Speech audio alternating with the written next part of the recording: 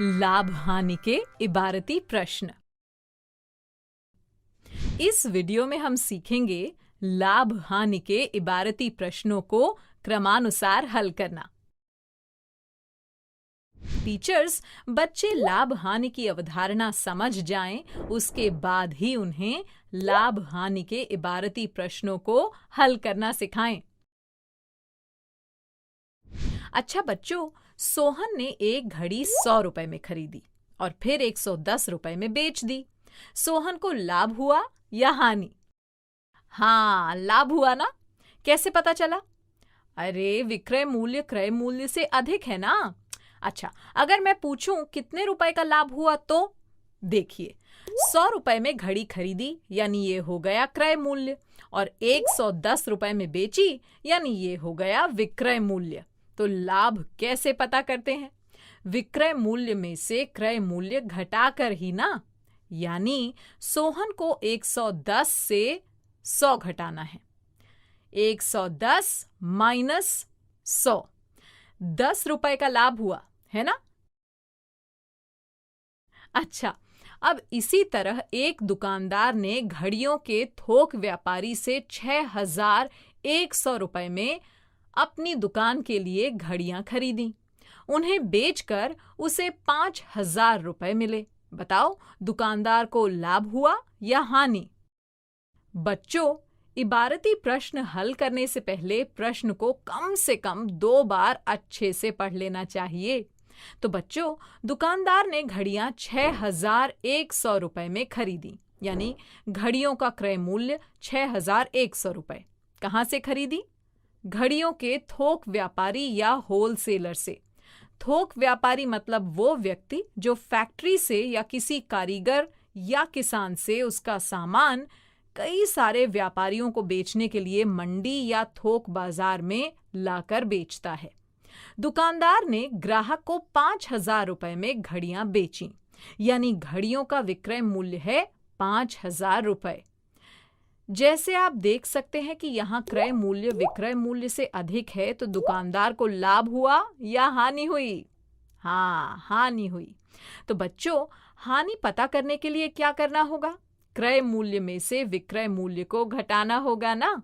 इसलिए हानि पता करने के लिए हमें 6100 रुपए में से 5000 रुपए घटाने होंगे। तो क्या बचा? 1100 रुपए बचे। एकदम ठीक। इसका मतलब दुकानदार को घड़ियां बेचने पर 1100 रुपए की हानि हुई। इसी प्रकार आप सभी इबारती प्रश्नों को ध्यान से पढ़कर हल कर लेंगे, ठीक है? अच्छा, एक और प्रश्न लेते हैं।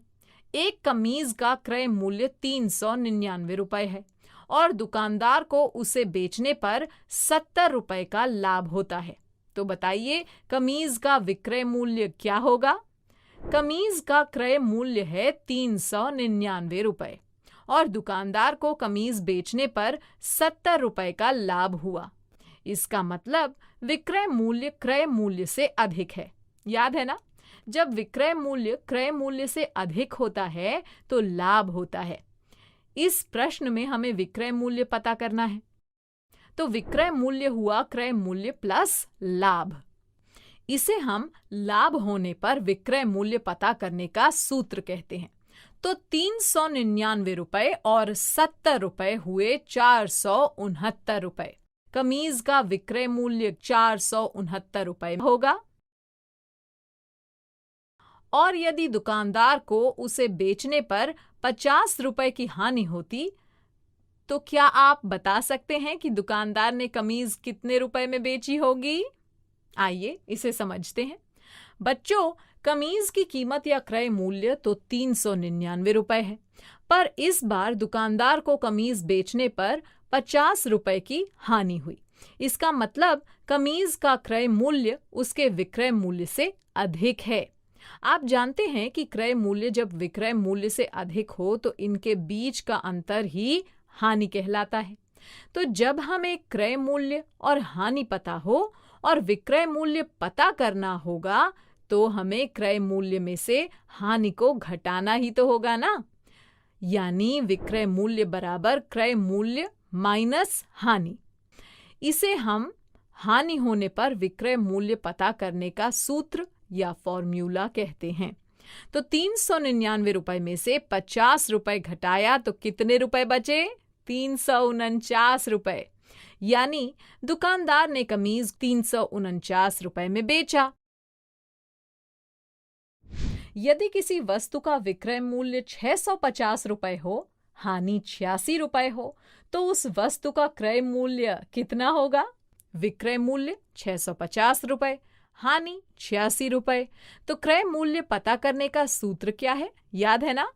क्रय मूल्य बराबर विक्रय मूल्य प्लस हानि। 650 प्लस 86 रुपए हो गए 736 रुपए। अतः वस्तु का क्रय मूल्य हुआ 736 रुपए। तो देखा, 736 रुपए में चीज खरीदी गई थी और बेची 650 रुपए में, इसलिए 86 रुपए की हानि हो गई। बच्चों, इस तरह से प्रश्न खत्म करके आप अपने सवाल की जांच भी कर सकते हैं। यानी क्रय मूल्य विक्रय मूल्य से बड़ा हो तो हानि और कम हो तो लाभ। समझे आप?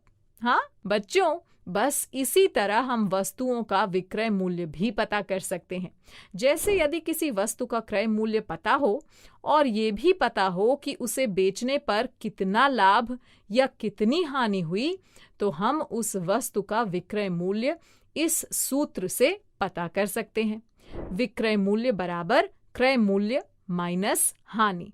विक्रय मूल्य बराबर क्रय मूल्य प्लस लाभ। टीचर्स, लाभ हानि के इबारती प्रश्न हल करते हुए बच्चे अक्सर कुछ गलतियां कर देते हैं। उन्हें इनका वर्कबुक में खूब अभ्यास करवाएं। ठीक? बच्चों, अब मैं जाती हूँ, कल फिर मिलने आती हूँ। इंग्लिश में अब होंगी बातें, मैथ सीखेंगे हंसते गाते। आपको ये वीडियो देखकर मजा आया ना? अगर आप इस वीडियो से संबंधित अन्य संसाधन जैसे कि अन्य वीडियो, गतिविधियां, क्विज इत्यादि देखना चाहते हैं तो अभी डाउनलोड करें संपर्क स्मार्ट शाला मोबाइल एप्लीकेशन। और हाँ, अगर आपको ये वीडियो अच्छा लगा हो तो इसे जरूर लाइक करें। और भी नए नए वीडियोस देखने के लिए सब्सक्राइब बटन पर क्लिक करना न भूलें। मिलते हैं बहुत जल्द YouTube और संपर्क स्मार्ट शाला ऐप पर।